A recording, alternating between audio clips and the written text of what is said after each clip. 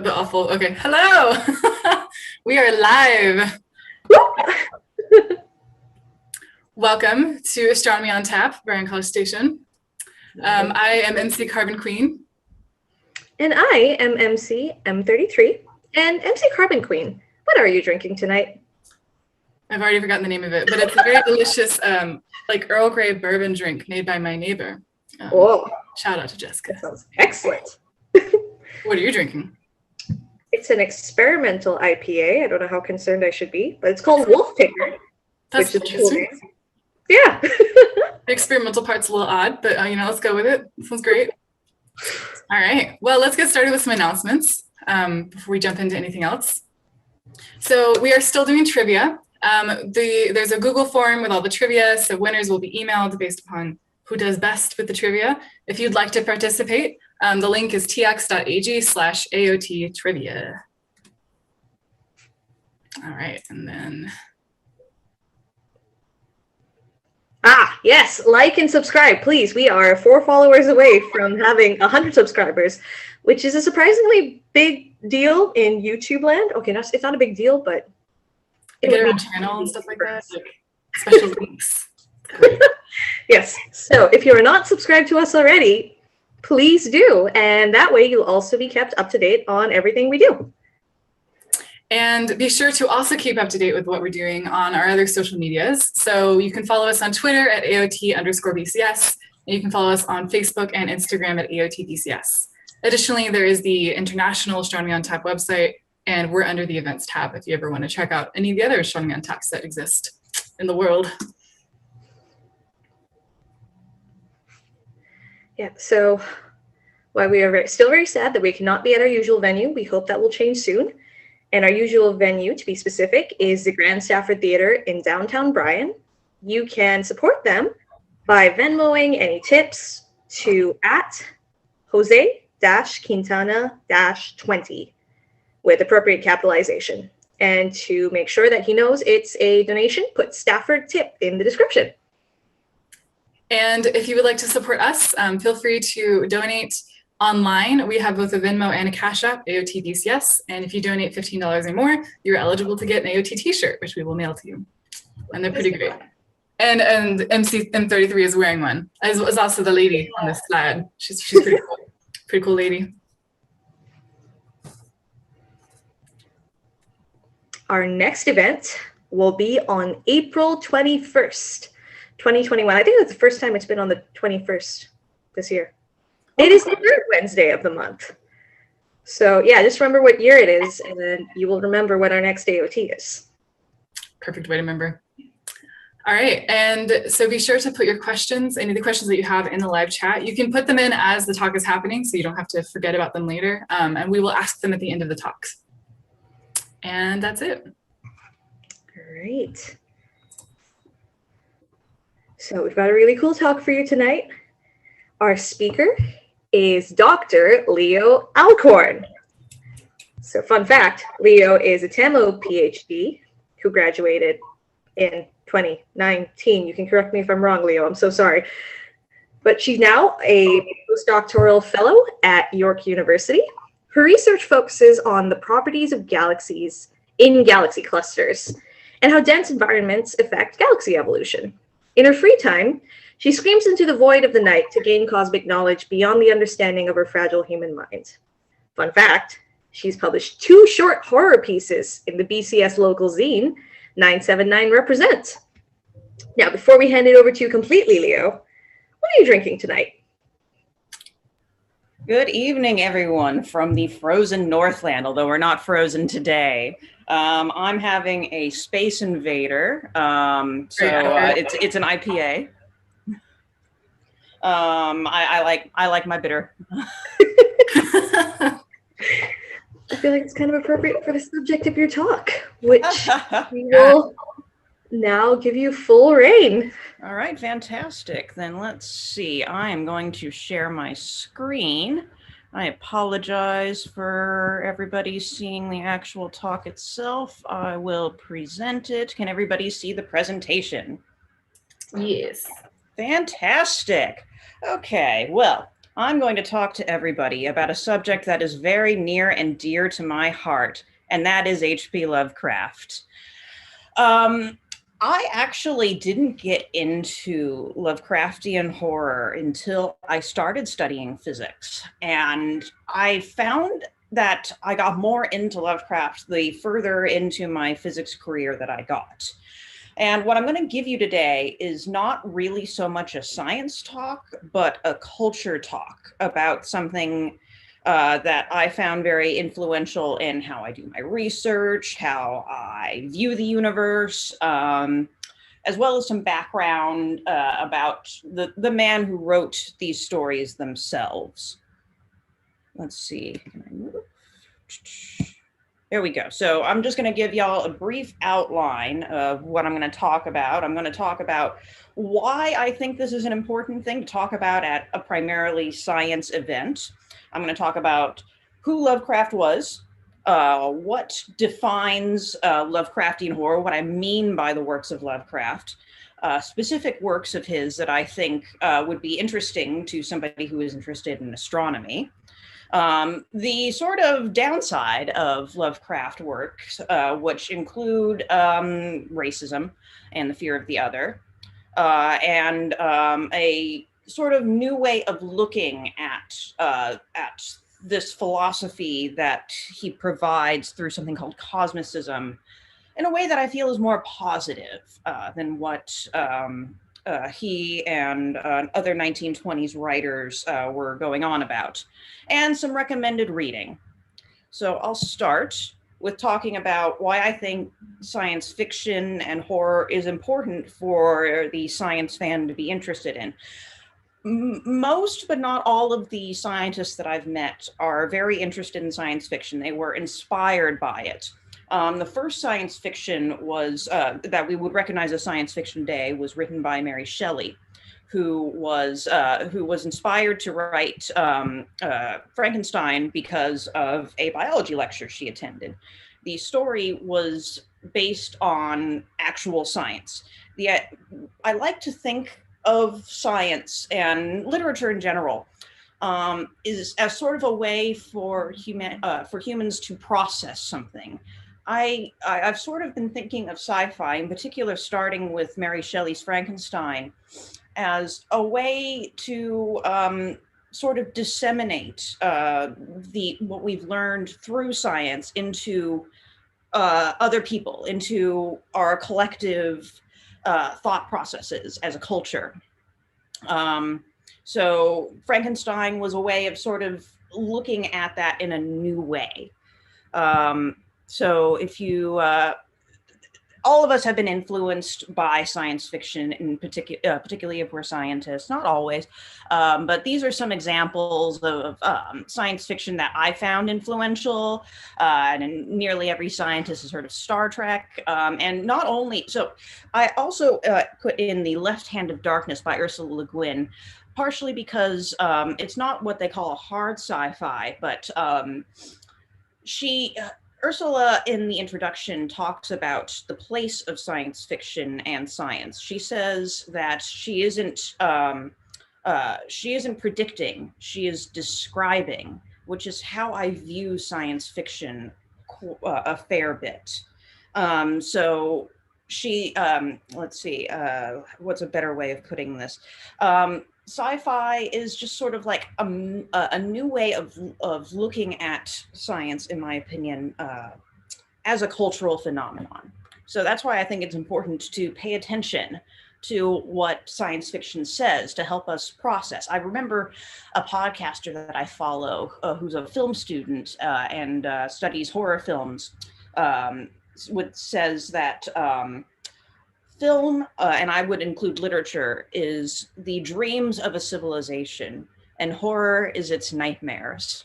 So, and H.P. Lovecraft, as I'll be getting into in this next slide, is sort of this nice reflection. He's this nice middle ground between horror and science fiction. So I keep on talking about Lovecraft. Who am I talking about? So Lovecraft was born in 1890. He was an American writer from Providence, Rhode Island. this area, Rhode Island, Massachusetts, is often called Lovecraft country because he wrote this area as sort of a lot of his settings. Also, there was a lot of like creepy stuff having to do with witches and history there, so it's naturally already kind of creepy. He was a rather unsuccessful writer at his time, but he wrote a lot. Oh my God, he wrote a lot.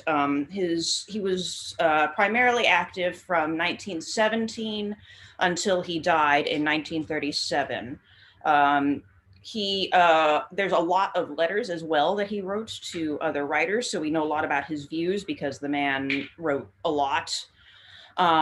He died young with no heirs. He also was really bad with money and copyright. So luckily for us, though, all of his works are public domain, which has led to a cool explosion and a renaissance of cosmic horror and sci-fi that I will talk about a little bit later in this talk. So this is a picture of the man himself. You're gonna see a lot of other pictures. This is who he was.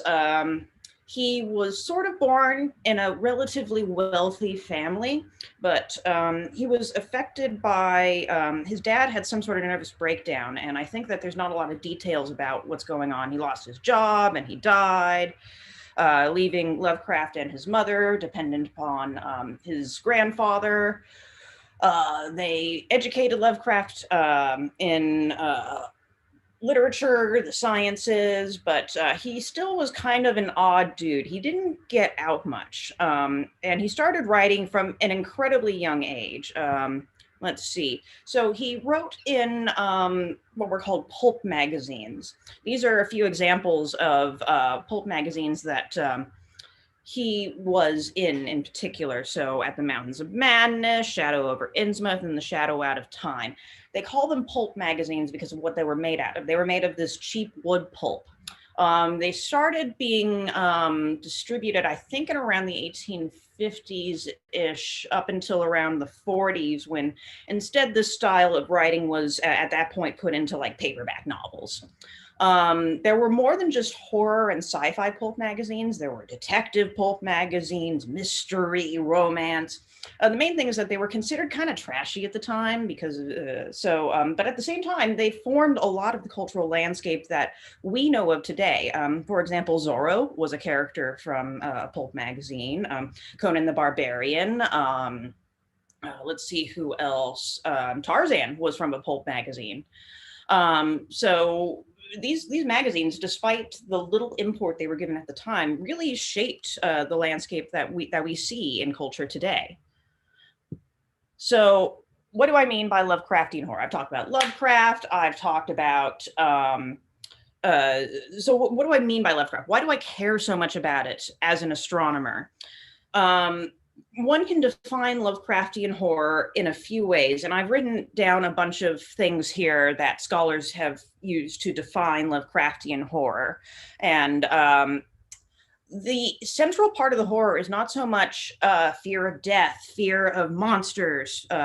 It's more the fear of the unknown, the fear that there's something behind the universe that we don't understand, and that our views as humans are so narrow that we're unable to understand it. So sometimes people consider Lovecraft to be supernatural fiction, and I would argue that it's really not. I would call it sci-fi because yes, he has monsters in his horror, but the monsters are aliens that just are more equipped to understand the universe than, say, humans are. So I also include, Lovecraft wrote about just the scale of the universe and how horrifying it is. Additionally, another element of it is that humanity isn't important. That's another central theme. They call it anti-anthropocentrism. Humans are an insignificant part of the universe. We're too small. Additionally, all the characters tend to be academics or scientists, and they're very detached. They feel like outsiders. There's sort of this view of hopelessness. The universe doesn't care. We are alone. And sanity is fragile. Our brains are fragile. When humans get a look at what's actually happening in the universe in his stories, they can't comprehend it and they go insane or they die. A rather cheery view of the universe that he is providing for us. I also am interested in Lovecraft because Lovecraft himself was actually a bit of a science fanboy. I think that if he lived today, he probably would have been into astronomy on tap, except for maybe the drinking, because he was kind of a puritanical man. So he himself kept up with the science of the day. He wanted actually to be an astronomer, but as is written here from one of his private correspondences, he was interested in it, but he was bad at math. So instead he wrote. What was science at that time, in the 1920s, 1930s, when Lovecraft was growing up, was sort of in a new revolution. Quantum mechanics was being developed, general relativity was being developed. People were very rapidly going into a new scientific landscape. The universe looked very different than what everybody thought before.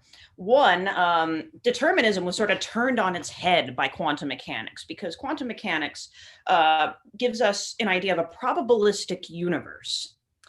And general relativity changed the universe because space and time were different than what humans thought for a long time. Like, space and time themselves are dimensions, and mass will warp that. It's and these the predictions of these new developments in physics were testable. We still use them as the physics paradigm today. They're very successful. And Lovecraft kept up with the journals of the day. In fact, before he started writing fiction, he wrote a number of nonfiction astronomy pieces about how astrology isn't real and stuff like that. Lovecraft was a hardcore skeptic, despite the weird stuff he writes about in his fiction. So he's as I was talking about earlier in the talk, Lovecraft is taking in this new science that humans are discovering, this new revolution, and turning it, sort of processing it like a dream, and putting it into the culture. And I'll give everybody some examples of this now. So his most famous work is The Call of Cthulhu. Cthulhu is one of his most popular characters as well. Cthulhu is what is called an elder, no, not an elder god, a great old one. They are aliens who live for eons. Their brains can understand the universe so much better than we can.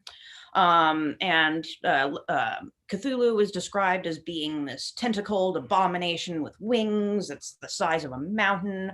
The story itself, I think, is a bit of a letdown, to be perfectly honest with you, but there's a very good silent film-ish thing that was made in 2005 by the H.P. Lovecraft Literary Society that makes it into something a bit more fun.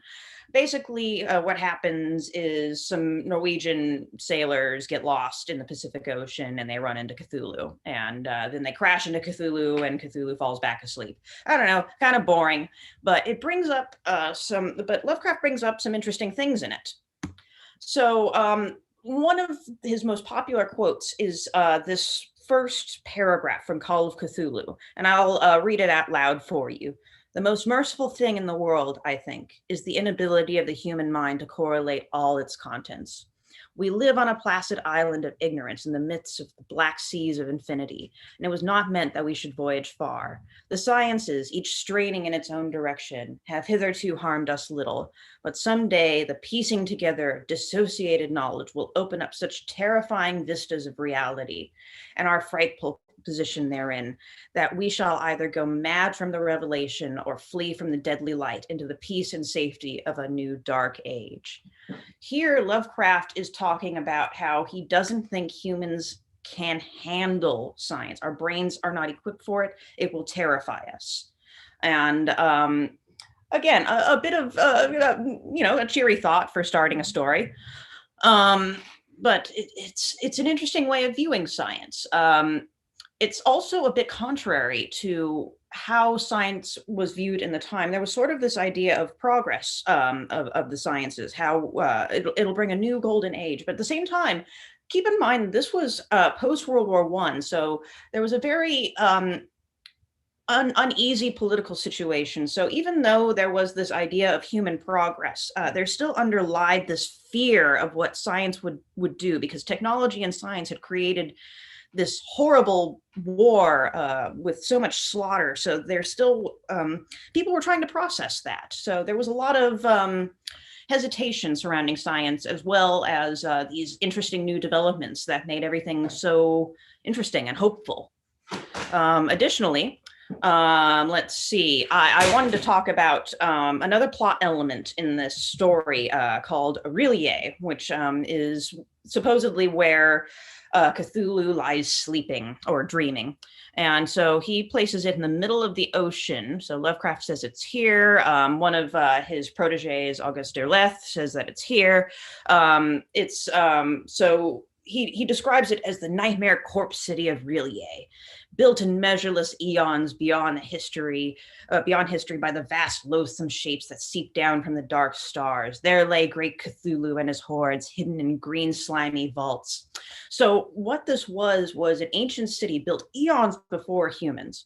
And he describes it as being made with, as all the buildings being made with non-Euclidean geometry. So what does he mean by that? This was a relatively new development in mathematics.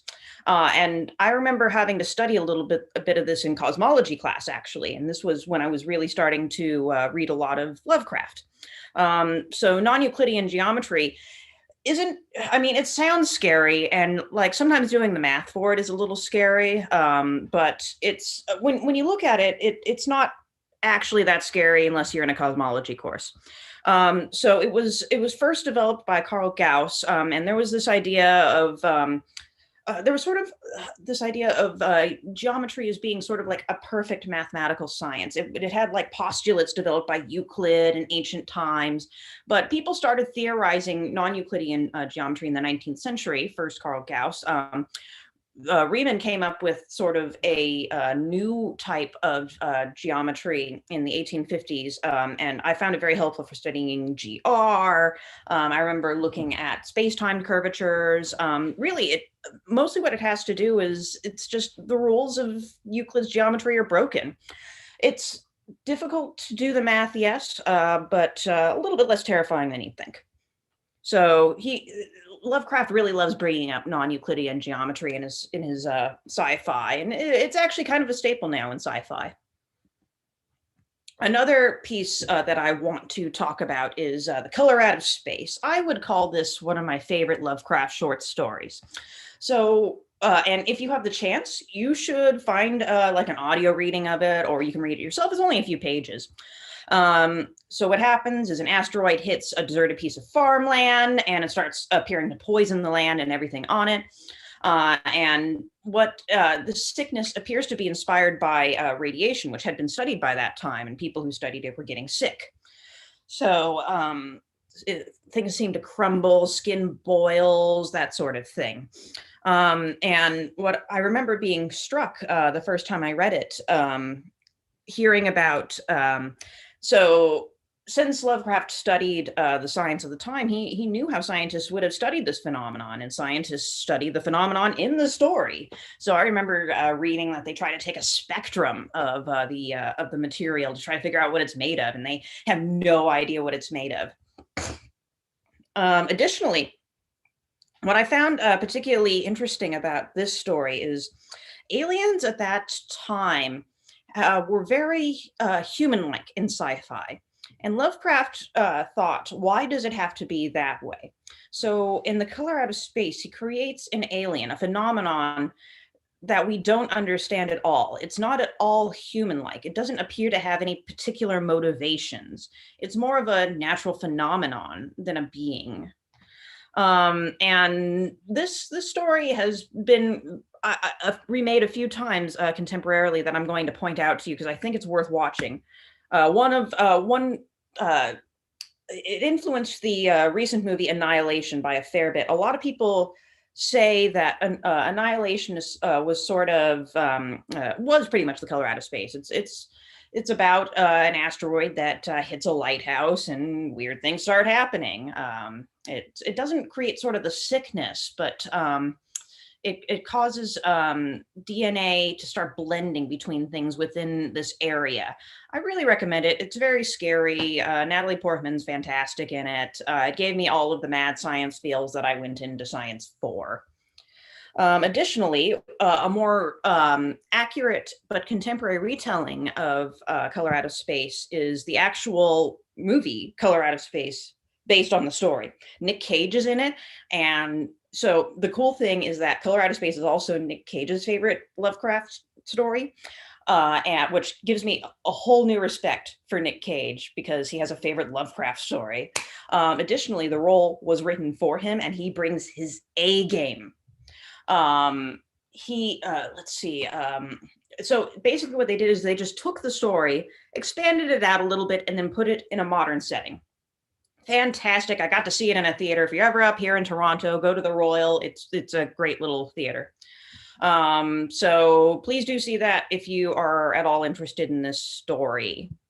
And one of my favorite longer Lovecraft stories is Dreams in the Witch House. This one actually not a lot of people know about because when I think about it, it would be very hard to adapt into a visual medium, but I would really like to see somebody do it.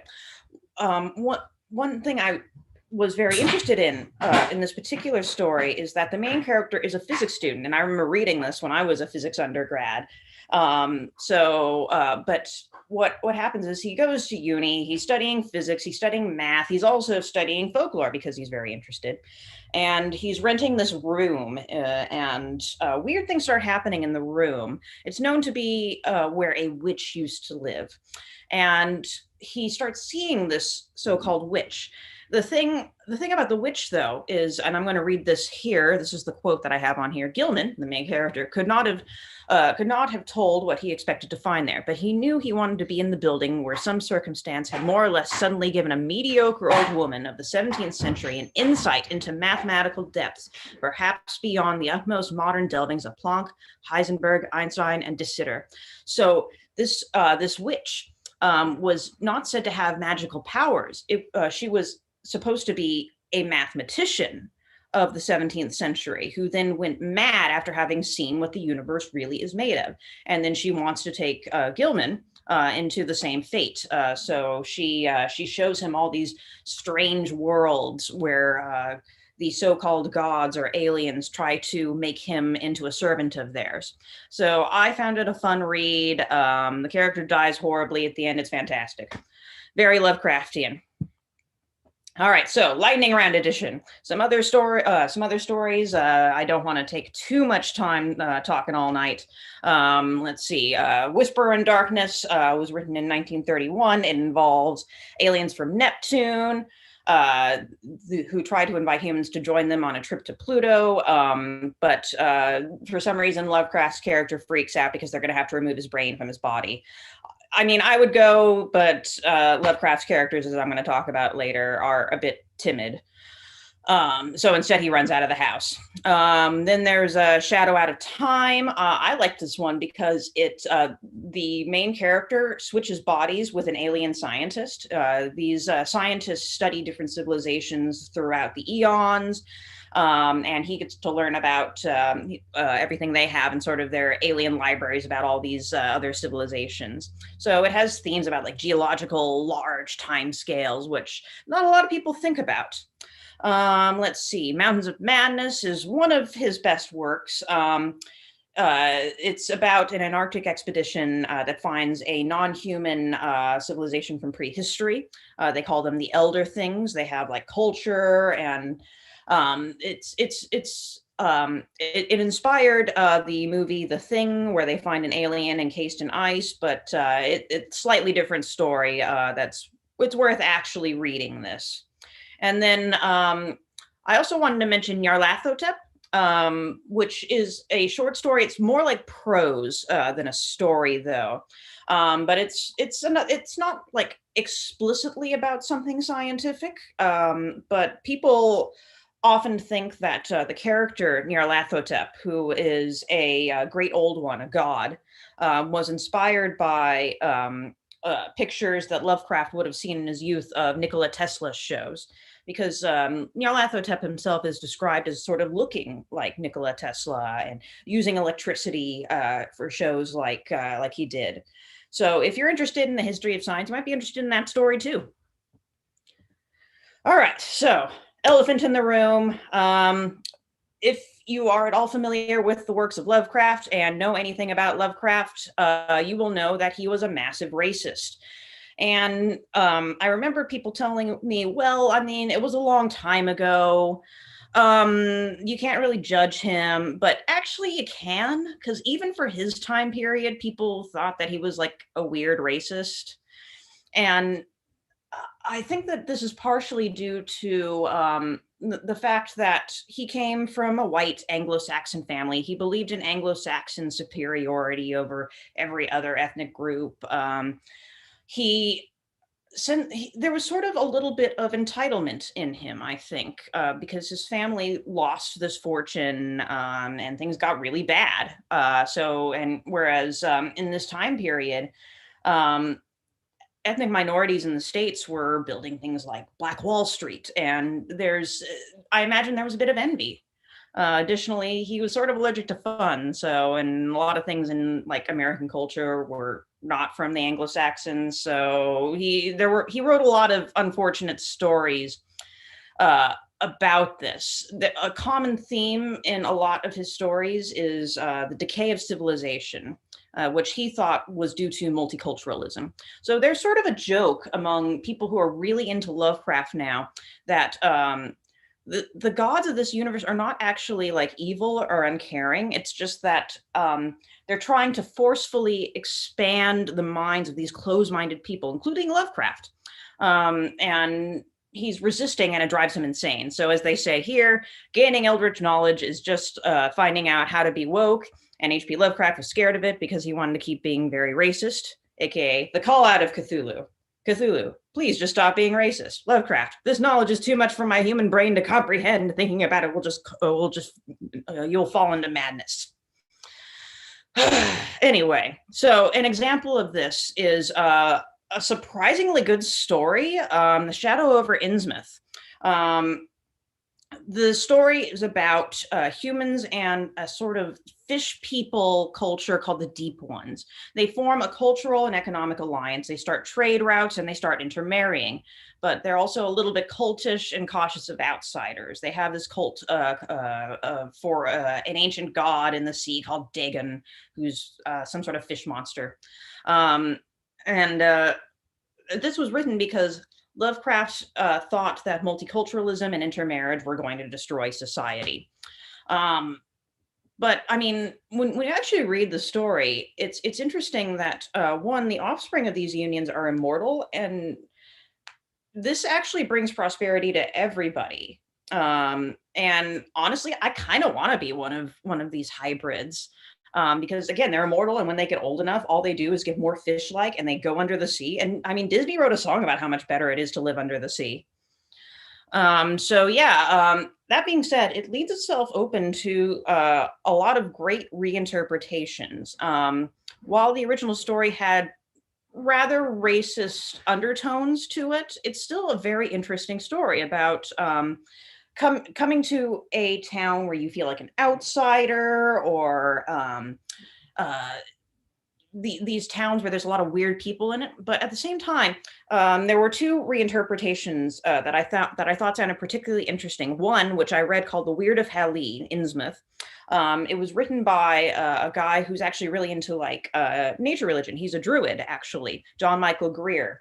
And he rewrote this story. Innsmouth is not a real town, but he made it into a real town that, yes, had fish people, but also was a early site of economic progress for freed Black people after the Civil War. And they faced a lot of racist violence because, one, they were a little bit insular, and because of the fish people, and because of racist violence. So I thought that was an interesting reinterpretation. Additionally, the gods were just the old gods of nature, so natural forces. And my partner, James, showed me a very interesting review of the Cthulhu mythos. And they brought up a sort of retelling of Shadow over Innsmouth in 2007 in sort of a low budget film called Cthulhu. Where they, rather than like a reinterpretation where the fish people are good people, they include the sort of cultishness where a man returns to his town of Innsmouth, and they make it into about persecution based on one's sexual orientation, and it's actually a very interesting exploration of being rejected as an outsider. So I plan on seeing that very soon.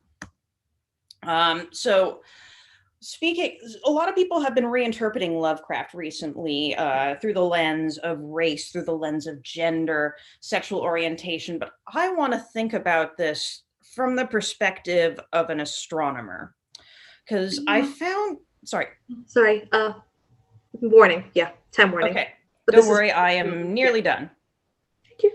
So I want to talk about this from the viewpoint of an astronomer.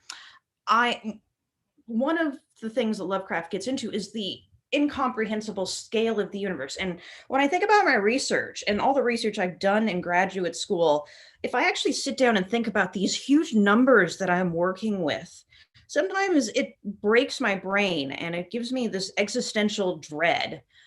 Thinking about how small I am, how big it is, studying these massive galaxy clusters, like the one I have here.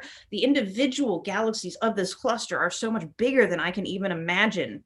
And I think to myself, no wonder I went a little bit insane in graduate school.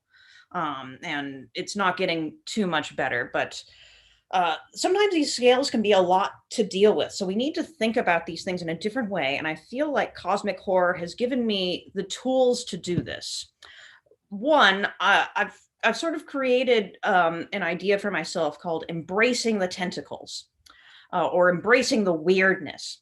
So Lovecraft's characters are very mentally brittle, I would think. They have this viewpoint that things have to be a certain way. They go into science with their conclusion already in mind. And I think that that is not how you should do things as a scientist. You need to keep your mind open and observe the phenomenon, that sort of thing. So I've been, rather than rejecting things and going insane, I want to look at it. I want to look at the universe, embrace it. So it's given me this reversal of how Lovecraft, I guess, intended things to be. But it's something I've been wanting to explore in my own writing, and I have actually. I guess I can somehow link the stories that I've written, and so I'm hoping to see a lot more work about this in the future, because I think that this philosophical viewpoint of the universe could actually be worked with very well within astronomy. So let's see. I'm going to talk about some things that I think you should, if you're interested in this subject, you may want to explore. If you're at all interested in manga, Junji Ito has done some really awesome Lovecraftian influenced manga horror. Additionally, he's also not a jerk like H.P. Lovecraft was, as we like to talk about. If you want to get a taste of Junji Ito, he has a lot of really fun story time with Junji Ito YouTube videos where he gets in his pajamas and reads you a story and also goes over some of his horror. So look him up if you're interested. More things you might want to be interested in. Stephen King was very influenced. Guillermo del Toro, John Carpenter's And the Mouth of Madness is pretty much a homage to Lovecraft. The Evil Dead franchise, the Alien series, some reworkings of Lovecraft that are more in Lovecraft universe. The Ballad of Black Tom I heard was very good. I've read The Weird of Ali. I like it. She Walks in Shadows is a book of short Lovecraftian horror by contemporary female authors. The Dream Quest of Violette Bow is another example of a reworking of a Lovecraft story. Some other movies I recommend. From Beyond was very good. That was From Beyond and Herbert West Reanimator were done in the 80s and are pretty good Lovecraft adaptations. Another two recent Lovecraftian movies I haven't mentioned yet include The Lighthouse in the Void. They're not like true Lovecraftian stories, but they're very obviously influenced. Anyway, I'll end here. Anyway, so thank you, everybody. Thank you so much, Leo. This is great. And yeah. I really enjoyed Annihilation, so I will have to go and read The Color Out of Space. Yeah. Anyway, so hopefully that was interesting because I can talk about Lovecraft for forever. I can go on and on. The chat was active during your talk. Good. All right, I'm gonna check the chat because I haven't looked at it. Oh yeah, maybe drop your story links there. Oh yeah, I should. We can also include them in the description of this video. Oh, YouTube privileges. So I have a question for you. Yes. You might have mentioned this, and I think I might have missed it. What is your absolute favorite Lovecraft story? Oh, tough choice. Like if you had to pick one, like you don't get two options. It has to be one. Okay, if I could only read one for the rest of my life, I would probably say Dreams in the Witch House. Okay. And if I could I would love to like do some sort of storyboarding for a movie based on it because I feel like it could make a very good movie or TV show or something. It's just nobody's really attempted it. When you were talking about that particular book, that's the one with the physics student, right? Yes. It's funny, my first thought was a female physics student, and then I saw the drawing and I think it's a guy. But still. No, but Keziah, the witch, Keziah Mason is her name. I actually played her in RPG. Shout out to James Garrity and Sarah Brienne. So she herself was a physicist who was trying to bring the main character in with her. Awesome. Do we have any other questions from the chat? No, but applause. And Snoop Jedi, who you may know, Leo, says, Leo's stories are so good. Y'all should definitely read them if you haven't. Yeah. Thank you. I've had an idea for another one that Snoop Jedi actually gave me the inspiration for, but I haven't written it yet. But about what were called standard sirens during the gravitational wave detections. I thought that would make, Snoop Jedi on here during the lecture where we were watching it said, "Oh, standard siren, that sounds so creepy." And I thought, oh, it does. So I have an idea for how to write it, but I need to actually write it. That'd be amazing. Actual struggle. We look forward to that. Well, thank you so much, Leo. This was an awesome talk. Yeah, I'm glad that everybody was interested. All right, and I will go back to watching. Thanks, everybody. If you have any questions, hopefully they've linked you to my Insta so you can ask them. Thank you. All right, bye, everyone. Right, MC Carbon Queen? Yes, so next we have a segment. This is the second of the recurring segments called, well, it was called What's Up, but now it's called Who's Up? Yay. So just to kind of remind you of what this semi-recurring segment will be about, we'll be talking about different active astronomers and other space science people, and we'll be highlighting the awesome science and work that they do. And so for all of these people I'll talk about throughout the many months we'll be doing this, I'll just list either all of their social medias or some various social media so you can go follow them. So for this month, we will be talking about 4 different people. I first want to focus on Rose. So Rose, you can find Rose on Twitter by astronerd with those underscores. Rose is this really awesome person. She's from the Caribbean. She grew up with a general lack of access to science, but she's incredibly passionate about science and education. And throughout her entire life, her one true love, of cosmic love, has been the moon. And she's always, this is a quote from her website where she's looked to the moon for comfort her entire life. So it's always a joy to look up and see her. And so on Twitter, she's just this wonderful, happy, inspiring person. And she just promotes joy and peace and always tells people to go look at the moon and also shares science content. And so she's just a wonderful person to follow. Also, Rose is currently fighting cancer right now. And so she's a little bit less active on social media, but when she does come on, she tries to boost this love and joy again. So if you would like to help support her in her fight for cancer, you can go visit her website, and there's a resources page for that. So the next person I want to talk about is my friend Serafina. So Serafina Nance, she's very famous in the regular world, I think. So she's incredibly large a platform on Twitter and Instagram and YouTube. You can find her on Twitter from Starstricken SF. So Serafina is an astrophysics PhD student and NSF graduate fellow at UC Berkeley. She has a ton of different hats that she wears. She's a science communicator. She's an author. There's this children's book that just came out, got finished, and it's going to be actually coming out in August. So you can go pre-order that if you want. She's the host of the Seeker show Constellations, which is a super cool show. It's just like meant to inspire people to go look outside while they're all stuck inside in quarantine. She's also just a general public speaker. She's also a cancer previver, who's really open to talking about that and just talking about women's health in general. She's also been on the Forbes 30 Most Inspirational Women, and also an Arab American 40 Under 40. And so she's just done quite a bit. And as far as science is concerned, she focuses on supernovae, which is kind of awesome that her initials are SN, and SN is the acronym we often use to describe supernovae. So it's just like this really fun cosmic incident. But so she gave this really awesome talk recently for the Royal Astronomical Society of Canada, which is linked on her website, which you can go watch to get like this really great summary of kind of the research that she does. She's really good at public speaking. And so yeah, she just, studies exploding stars every day. It's pretty cool. The next person I want to talk about is Caprice Phillips. She is an astronomy PhD student and LSST data science fellow and a NASA EXO explorer. And she works as a graduate student at the Ohio State University. So one cool thing that Caprice did recently as the NASA EXO explorer was this Instagram live Q&A about JWST, the James Webb Space Telescope, and the kind of things that the kind of science it can enable for exoplanets and stuff like that.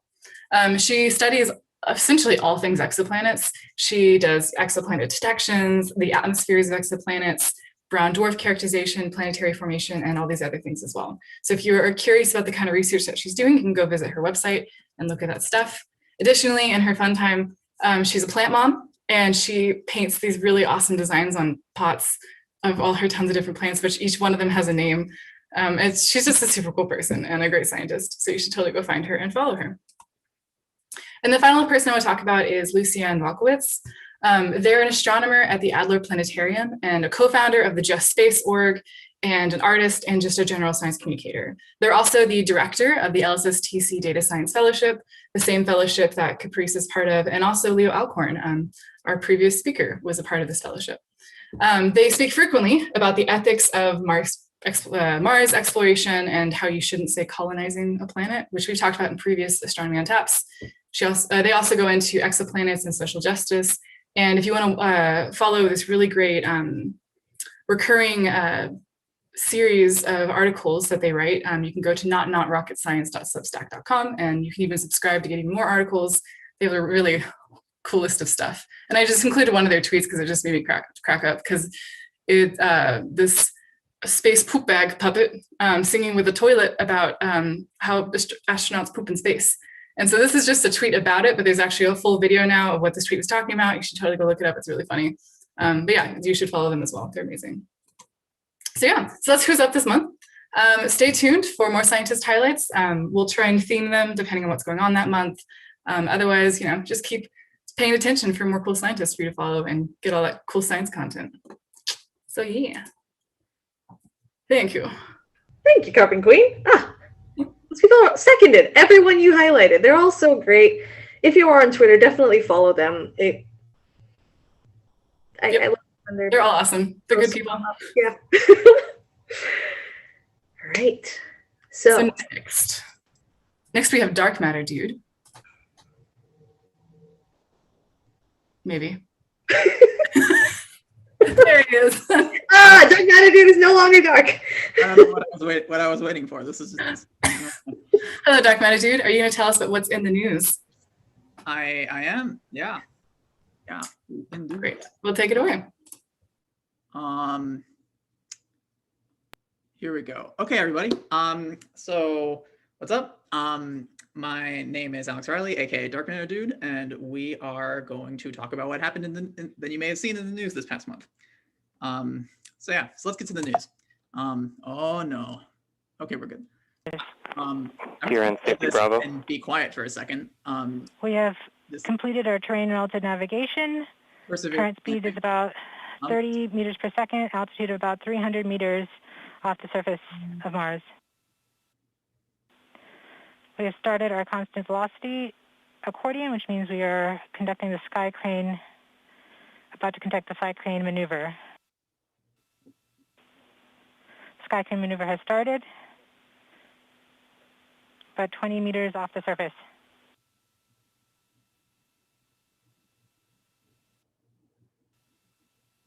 We're getting signals from MRO. Tango Delta.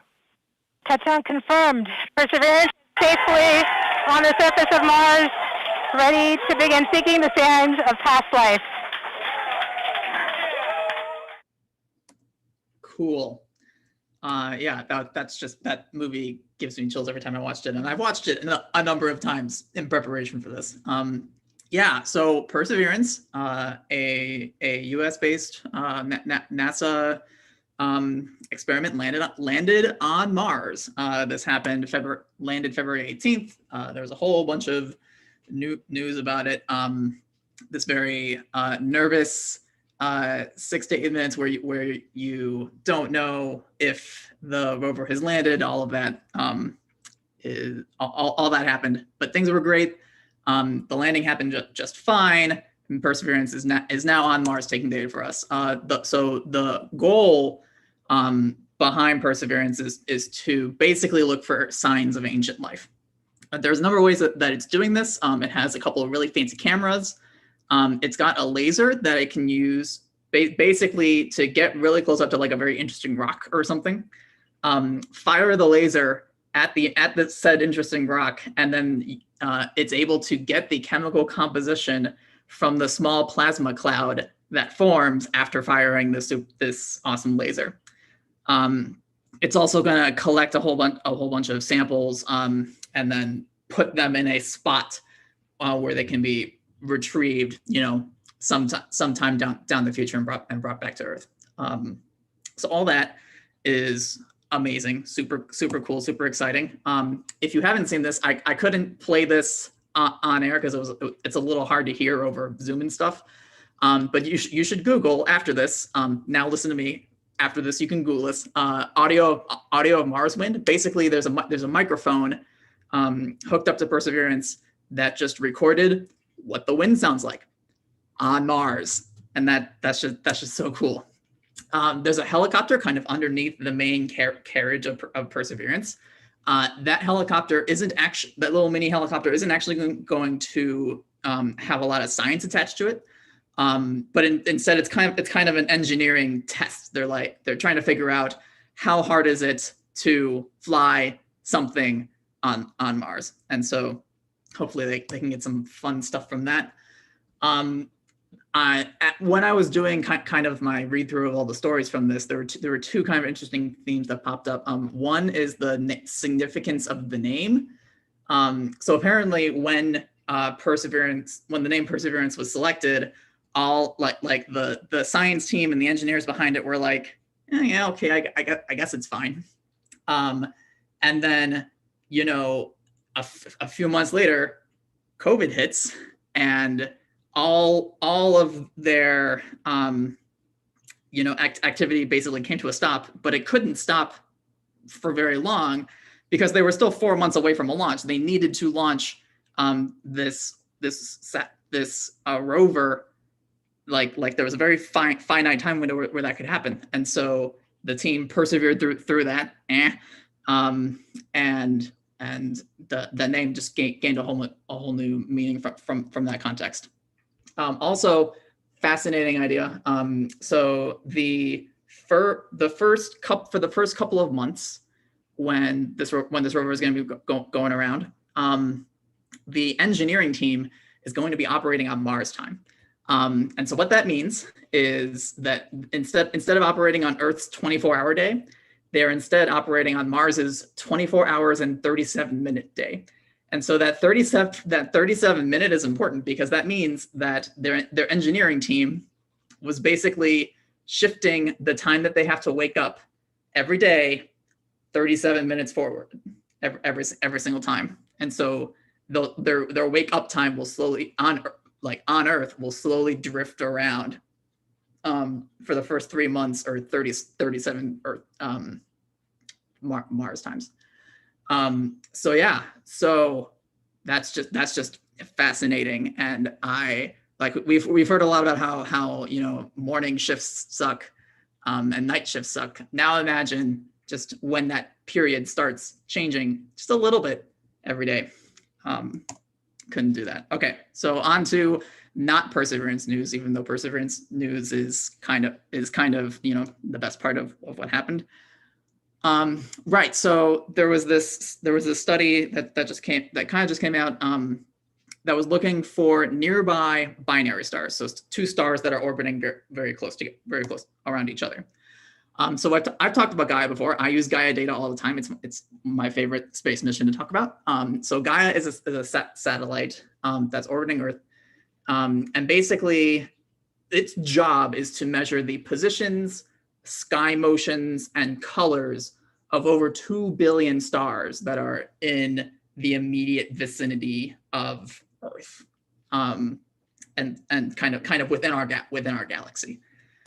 And so to look for binary stars in that data set, you want to look for stars that are very close together on the sky and are moving the same direction along the sky. They're both moving kind of like this way or like that way. And so these people basically did that and found 1.1 million candidates, binary stars, that they have 99% confidence that these are actual binaries, that these are real. And that number increases if you kind of loosen your restriction, how confident you want to be. And this is super cool because it's helpful. How many stars are in binary systems is very useful for constraining things like how stars form. Like if you take a cloud of gas and have it compress and form stars, how many of them should be binaries? That's actually a very interesting question. There's a lot of physics there that this data set will help, kind of probe those answers. Aliens. We're going to talk about aliens again. It's a recurring theme here. Right. So this is a study that basically was looking for aliens via radio. And it's a really cool idea. So you look at the 31 nearby sun-like stars, like basically the same mass, same colors, all that. Very good sun-like analogs. And the reason for this is the authors in this paper wrote it out very finely. It's like, yeah, the sun is the only star that we know of that hosts life. Therefore, we're going to look around all the stars that look like the sun. Cool, got him. And so there's a reason that you want to do that radio is actually very good for this. So radio waves, that's part of the electromagnetic spectrum. It's very easy to make. Humans have been making radio waves since the 1800s. They're easy to detect. We've had radio telescopes since the early 1900s, and they encode a lot of information. This is the exact same signals that we use to have music, like FM radio, same stuff. And so they used the Green Bay telescope in West Virginia, and they looked in very narrow bands, so very specific energies and very thin margins around those energies. And basically the concept is that it's just like tuning your handheld radio to get a very specific frequency and turn into a radio station. They did the same concept, but instead we're tuning their frequencies and pointing at all of these sun-like stars. They found 26 million candidate signals. Once they kind of filtered out all the signals that were probably from humans, they had 4,000 candidates. And when they burrowed through that data even more, looking for other possible, other signals that it could be and other sources of noise, they found 0. And so of these sun-like stars, with this method, they found 0 good candidates. And I like to end with a funny or an interesting image or comic. And the one I've shown this before, but this comic about the scientific method where your data tell you no, and then you have a frowny face, is a lot of how science works, and is especially what happened in this particular search for aliens. So yeah, that is it. That was the news. Dark matter, dude, that was my work day today. My dad is telling me no. Yeah. We all have them, don't we? Thank you. Really cool. Oh, right. We completely forgot to ask. Actually, Dark matter, dude, what are you drinking? Oh, I am actually drinking the same thing that Carbon Queen is drinking, Hello. which is an Earl Grey blackberry bourbon cocktail. Thank you. That was what it was. That is Very the name. posh. Oh. Delicious. All right. Well, thank you very much. Yeah. All right. If you have been playing along with our trivia, now is the moment of truth as we go over the answers. The theme of this month's trivia was acronyms, which astronomers are famously great at and usually terrible at. But anyhow, let's get into it. So what does this acronym mean? TUMAS, where 2 is the number 2. Too many astronomers study stars, 2 more asteroids spotted in the south, 2 micron all-sky survey, or 2 meter astronomical survey for satellites. I know this one. It's the 2 micron all-sky survey. A big, nice, great, big infrared survey. It's very cool. Next. Right. Question 2. What does VLT stand for? Is it the Very Large Telescope, the Violet that sounds pretty cool, Violet Luminosity Telescope, the Viewfinder Lenses and Telescope, or Velocity? It is unoriginally the Very Large Telescope. It works. Question 3. Which of the following is not a real astronomy acronym? Gadzooks with an exclamation mark. Avocado, Tango in Paris, or Starkiller? I honestly don't know. I'm leaning towards either. What, Tango in Paris is real? What is this? Oh no. Apparently Starkiller is the fake one, but Gadzooks is, I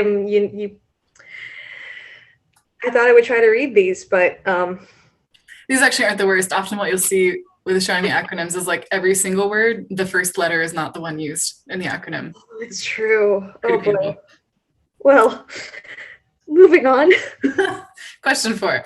What does Z-Forge stand for? Is it the Zenith Survey for Galaxy Evolution, the 4-Star Galaxy Evolution Survey, redshifts for optical UV and infrared galaxies, or Zeta Fourier G Fortran code? Dead. If it's the last one. It is B. So the Z is actually not part of the acronym. That is the 4-Star Galaxy Evolution Survey. Z stands for redshift in this case, and they just didn't add it as the acronym. So, fun fact. On brand for astronomers. Yep. Question 5. What does amusing stand for? A magnitude survey of interesting nearby galaxies, atomic mass unit stellar interior neutral gas survey, asteroid metallicity and universal science investigation code, or the all-weather MUSE supernova integral field nearby galaxies survey. It is D, the all-weather MUSE supernova integral field nearby galaxies survey. It's not that Can you bad. tell? Can you tell I enjoy these? All right, question 6. What does mayonnaise stand for? Is it more astronomers yearning for ordinary naming practices need assistance in succeeding in that endeavor? That is what I wish the answer was. Morphological analysis yielding separate objects in near-infrared using sources estimation. Massive wideband object near-infrared interstellar survey, excellent. Or massive arc-minute year-long North astrometric survey.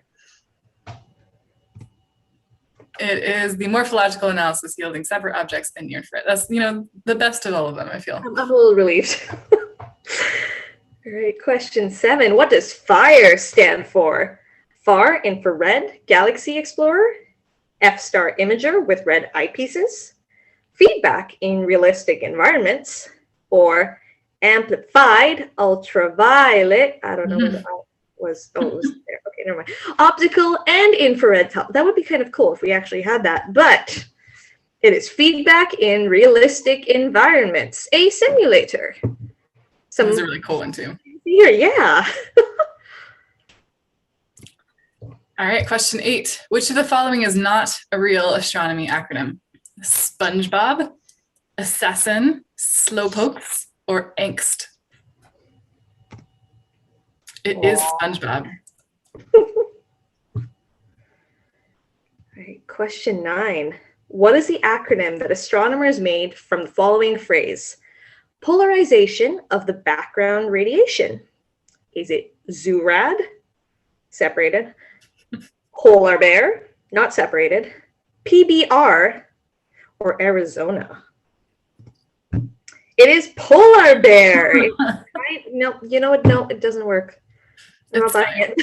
It's fine. There's invisible E's in there. And A's. Okay, question 10. What does AoT stand for? You should know this one. Is it Astronomy on Tap, Astronomy on Tour, Astronomers on Telescopes, or Astronomers are obscenely bad at naming things? Honestly, Yeah. a few of these could be correct, but there's only one correct one, which is Astronomy on Tap. Yay. Congratulations. You know more acronyms than you ever needed to. All right. Before we let you go, again, our announcements. We are done with trivia, but you can try again next month, and we will send you prizes if you win. Feel free to, or please, like and subscribe to our YouTube channel. When we get to 100 subscribers, like we said, we'll be able to do some cool things. So please, also because we're cool, and you get to keep track of the cool things that we do. So why not? It's a win-win. You can also follow us on Twitter at AoT_BCS and on Facebook and Instagram at AoT BCS. You can also find us on astronomyontap.org/events, where you'll also find all of the other Astronomy on Tap events that are happening around the world. Maybe there's one physically near you. And because we cannot have this in the normal place where the Grand Stafford Theater, we would, if you're willing to, we'd love to be able to send money to them to keep them open and support them so they don't close. So if you feel so inclined and would like to tip them, you can send to Jose Quintana 20 on Venmo and just put Stafford Tip in the description and they will know where it goes. You can also donate to us online on Venmo and Cash App at AoT BCS. $15 will get you a t-shirt featuring our lovely space venturer like the one on this slide. And our next event will be April 21st, 2021. It is the third Wednesday and very satisfyingly the third full week of April. It's very nice. I didn't notice that. All right. Yeah. So that is all. Thank you guys so much for coming. And we'll look forward to seeing you all next month. Yeah. We out. Bye. So long.